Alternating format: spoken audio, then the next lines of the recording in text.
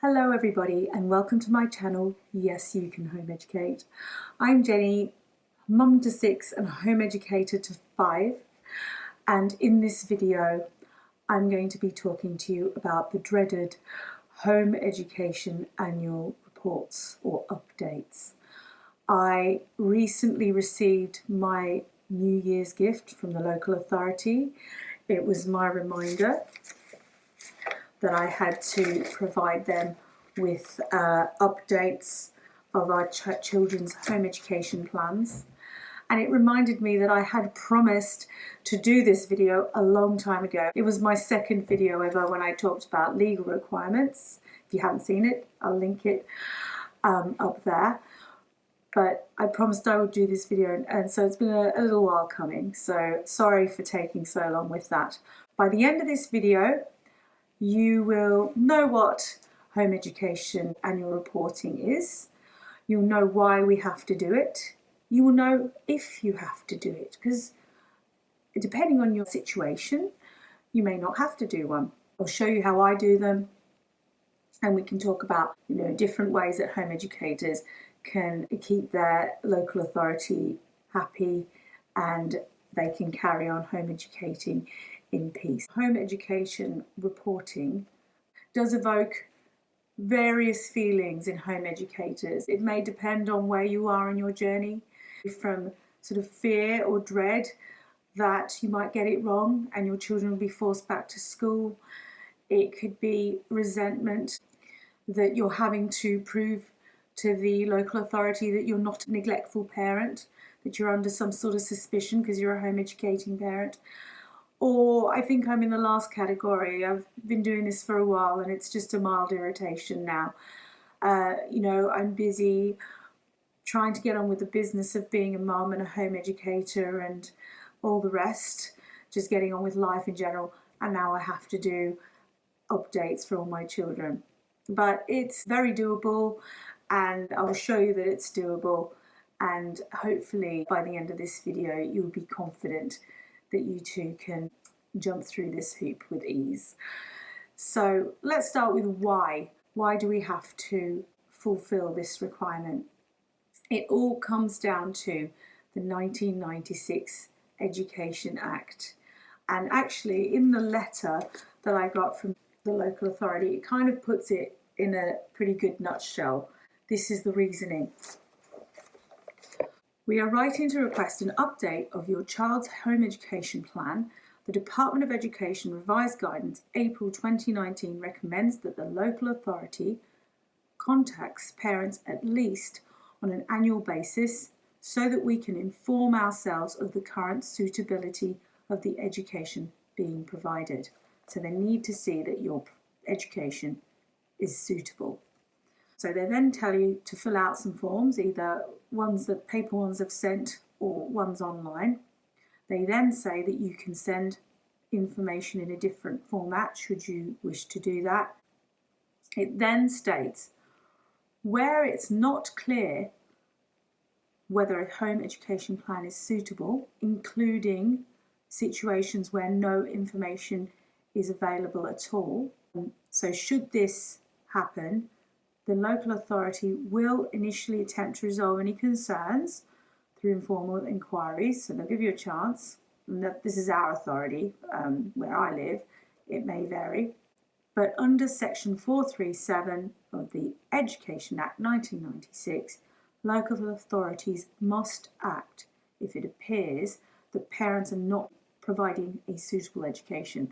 So basically the reason we need to do these updates every year, these reports, is in order to prove that we are providing a suitable education for our children so that they can rule us out and identify those children in our area who are receiving an unsuitable education. And they do acknowledge in that guidance that just because our children are receiving home education does not automatically mean that we are not giving a suitable education, but they do need to make informal inquiries in order to identify those children who are not receiving that suitable education. That's their explanation, and that's why it's important to respond, because if you don't, if they think that your home education is unsuitable, they will act upon that, and there will be consequences, and they can issue you with a school attendance order, which if you do not respond to that is a criminal offence. So it's really important that you do respond if you're contacted by the local authority. Now, before I go on, I did say at the beginning that you would find out whether you needed to do one of these home education updates. So that seems like a strange thing to say after everything I've just told you. But if your child has never been to school and you've just homeschooled from the outset, you've never sent them to school and never been registered in school, then your local authority won't have been informed by a school that you're home educating. You will probably not be contacted by the local authority. And if you're not contacted by the local authority, you do not need to provide them with an annual report. If they find out somehow that you are home educating, either through, I don't know, sometimes a GP may inform the local authority, or if you take your child to A&E for whatever reason, they may find out when they ask about schooling, and they may inform the local authority, and then the local authority contacts you. Yes, do respond for all the reasons I've already stated before. But if they don't contact you and your child has never been to school, just carry on with your home education. You do not need to provide any plans unless you are contacted by them. So I hope that's clear. So next, I will show you what I do. First, I want to show you what I received from my local authority, because you might want to see what kind of information they request in their own forms. And then I'll go through the reports that I've created myself. And these reports that I create myself every year keep the local authority very happy. I'll tell you what the response was this year. So without further ado, let's take a look at these documents, and hopefully that will help to demystify things for you even more. Right, so this is the first page of the form sent to me by the local authority. This is the one that they propose that I fill out in order to update them with our plans. But remember, they also said that I do not need to fill this one out, and I can provide information in a different format, which was my choice and has been my choice every year. It reminds us of the Education Act 1996, which is the act that gives us the right to educate our children at home.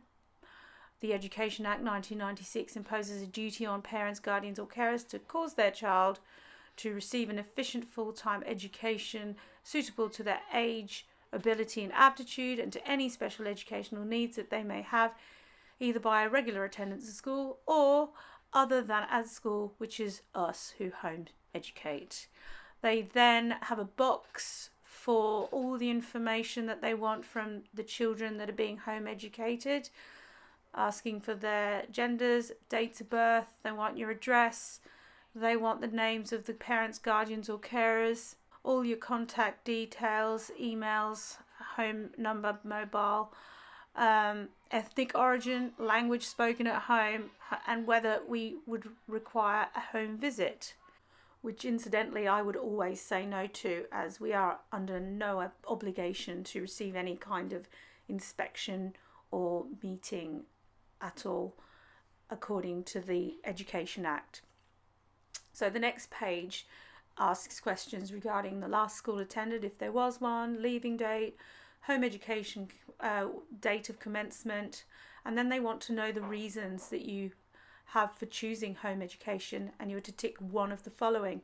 So this is probably a good place to point out the fact that quite a lot of this information that they're requiring in their form is not necessary in order to prove the suitability of the education you're providing for your children or child. So I'll just put that out there at the moment, and then you'll see what I put in my home education plans. And this is why I choose not to fill out these forms, because I just think a lot of this information isn't required or necessary. And as I said before, the local authority is quite happy with what I provide. So let's carry on with this form. Now they finally get into the nitty-gritty, and this is the information that will help you to put your own forms together should you wish to. The first thing they want to see with regards to the education you're providing is how you intend to cover the core needs of literacy and numeracy along with any other subjects. It then specifies that they want to see topics to be covered, details of learning objectives, and then they say, for an example, to add and subtract 3-digit numbers. And then they want resources to be added to the table below. Don't be intimidated by that. It's not a big space for starters. So you just would need to put general things down, and you will see what I put again when I go into my plans. It could be as simple as you're using a book that covers the national curriculum for grade 3, for instance, and that would be sufficient to just put that down, and the resource could be the textbook you're using. Similarly, for literacy, you could just put down your plans for what age level you're covering, what resources you're going to use. Often the resources that you plan on using, if they are an online app or an online live class or a textbook, or say they are worksheets that you've printed off from some sort of educational website, there will be a list of all the topics that you will be covering anyway, and you can just put them in that box. But again, that's why I choose not to fill out these forms, because I think that I can put the information in a better way in my own forms. Another reason for putting together your own forms is that not all families choose to home educate in the same way. Some people are far more structured than others, and that can lend itself to making it easier to fill out and forms like this, or categorizing the learning in a much easier way. On the other hand, people who are much less structured, such as unschoolers, may have to find other ways to keep track of the learning if they're not using specific textbooks or whatever. I'm not saying all unschoolers do that, because everyone has their own way. But I do know that some unschoolers find it easier, for instance, to keep a journal. I've heard of people keeping a private Instagram account where they take photographs of everything that they do throughout the year, and then that makes it easier for them to then categorize the things that their child is learning and the resources that they're using and the activities that they're covering, and then able to fill in the boxes so that the local authority can be satisfied that numeracy and literacy are being covered, for instance. So again, that's another reason why just making your own forms can be far better than filling out the box ticking exercise that you're sent out from the local authority, and we have every right to do that. Next, they ask about the other subjects you intend to cover and topics to be covered, details of the learning objectives again, and the resources you'll be using, followed by the details of the child's progression. How will you measure progress, and what progress has your child already made if this is a review? Some home educators may set their children tests and exams, but most of us measure progress by just observing what the child is learning as they go along the plans that you have set them, and that seems to be the most common method. Again, I find it much easier to indicate the answers to this kind of question in my own reports that I write myself, rather than filling out boxes provided by the local authority. I think measuring progress is pretty self-explanatory if you have a plan of learning that you put forward, and the progress that your child has already made is the fact that they have worked through the plan that you've delivered the year before. I don't really answer those questions specifically, nor have I found the need to do so in order to prove the suitability of my children's home education anyway. Finally, we make it to the last page, and they want to know about personal health and social education. So here you would outline opportunities and resources that you use, such as clubs or extracurricular activities that you might provide for your children. It could be sports, swimming, home ed meetups, music lessons, whatever those things might be. Then they want to know about additional needs that could impact learning and how you accommodate those needs. So they give an example of ADHD, where short periods of learning may be given with regular breaks. And then finally, they want to know about goals for your child. So they could be returning to school after a period of time, or they may be planning on taking GCSEs or any other formal qualifications. And then they want any other further information that you might want to share with them.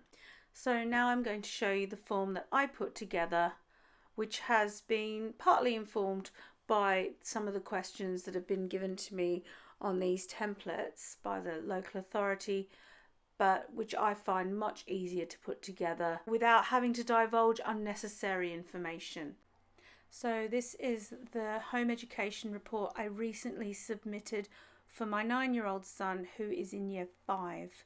I have just removed his name and location references to protect his privacy, but other than that, everything is exactly as I had submitted it. So I just begin with a general introduction that outlines our approach to the home education.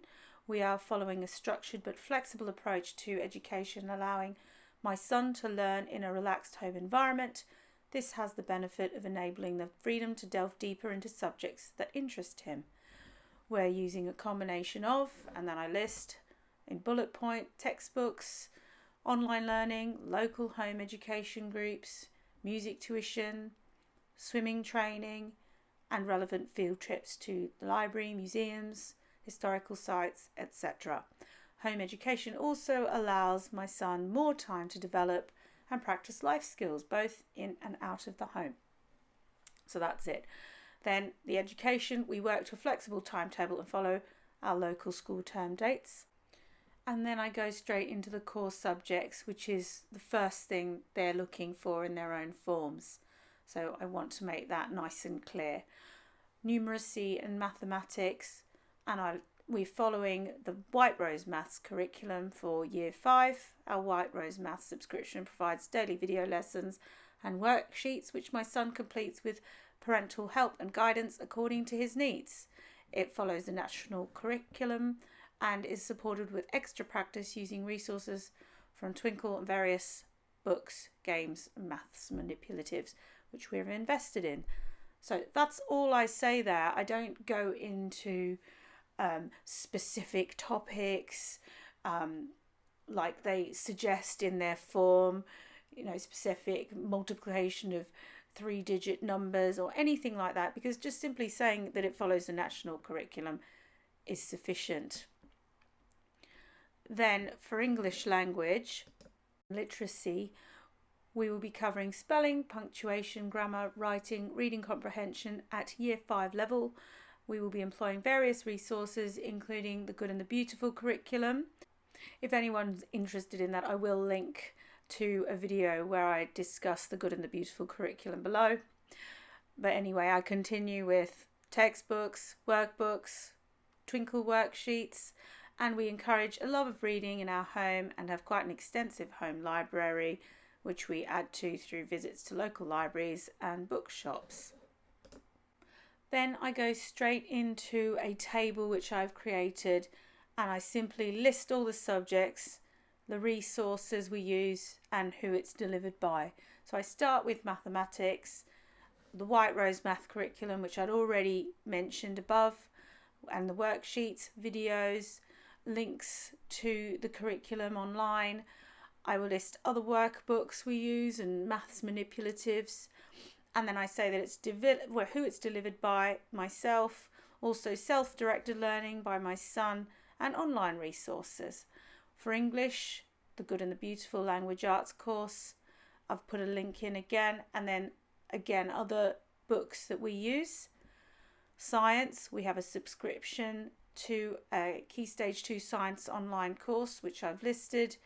It goes with CGP workbooks and study books, and then I've listed a couple of the resources we've bought from Amazon: a chemistry lab kit, physics, electricity and magnetism lab kit, and of course YouTube videos, BBC Bite Size, onto history and geography, the textbooks we use again, use of an atlas, maps, globe, internet resources, and then I just carry on similarly for Spanish, what books we use, what YouTube internet resources we use, Latin, we do religious knowledge, we use the £2 tuition hub for that, we cover art, which is in the Good and the Beautiful curriculum again, which is a lovely curriculum that sort of crosses over various subjects, which I like and makes life much easier for me, as well as other books that we have used to inform our art. Music, my son is very musical, constantly developing his piano skills with online tutorials, and he's recently started violin lessons. Music appreciation at home I've listed. And then for personal health and socialisation, I've written down currently doing the following organised activities on a regular basis.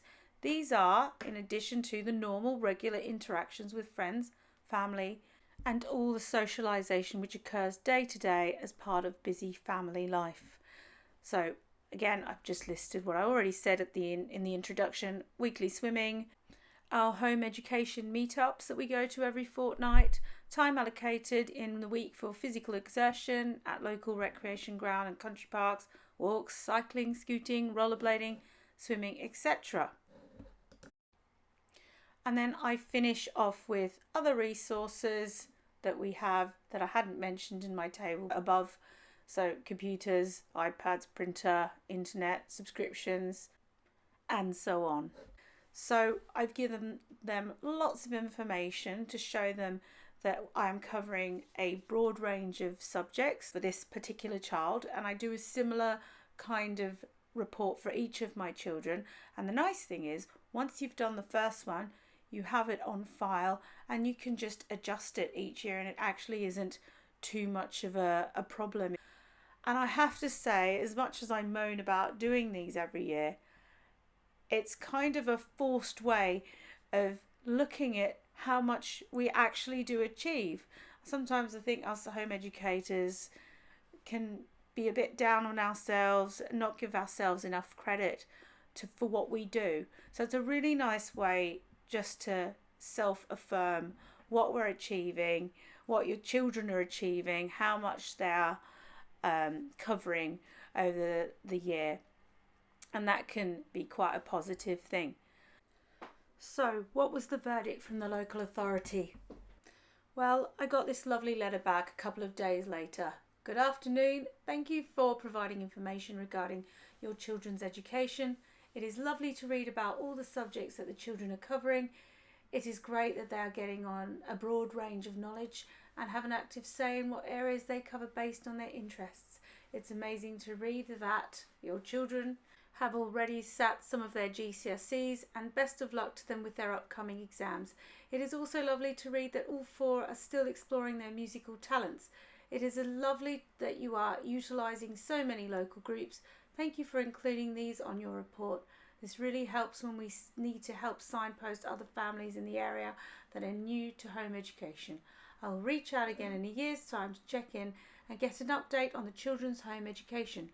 Please could you advise the EIP team if your contact details change or your children begin at a school setting. Thank you again for providing a thorough report. I do hope that you will continue to enjoy home education. Kind regards. So, big relief. I don't have to worry about it for another year, and I didn't have to provide all those details that were asked for in the form that they had initially provided me with. As long as you can show that your education is appropriate and suitable to the age and aptitude of your children, that is all they need to know. So hopefully you've got some ideas from this. Please ask any questions in the comments below. I'd be really happy to answer them. There's probably lots I haven't covered. I wanted to add in another example of what I do for my secondary school children. If that's something you'd be interested in, please pop it in the comments and I'll do another video. But I think this has gone on long enough, so I'll leave it there. But hopefully it's given you some ideas that you can take. that will suit you and your children in your own home education setting. So all that's left to say is thank you so much for joining me on this video. I hope you found it helpful. I hope it clarified things around the topic of home education annual reports and updates. If you have any tips or advice, I'd love to hear how you go about doing your reports. Everyone does it slightly differently, and I'm sure that we can all learn from each other. If you found this video helpful, please give it a like. It helps the channel. Please share the video with those who you think may benefit. And if you haven't already subscribed, hit the bell and you'll find out when I come out with new videos. Wishing you all very happy homeschooling, and don't forget, not only can you do home education reports, you can definitely home educate. Until next time, bye bye.